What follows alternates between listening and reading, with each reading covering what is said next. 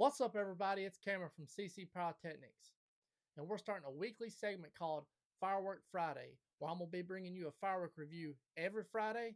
So stay tuned and feel free to leave a comment on any firework you want me to do a review on. For this Friday's review, we're going to do Super Mad. It's a 16-shot, 200-gram cake from Supreme Fireworks.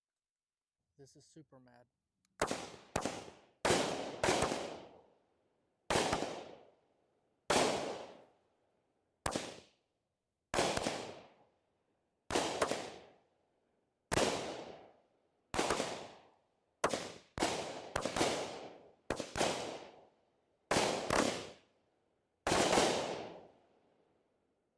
Something in the orange tells me you're never coming home. If you leave today, I'll just stay.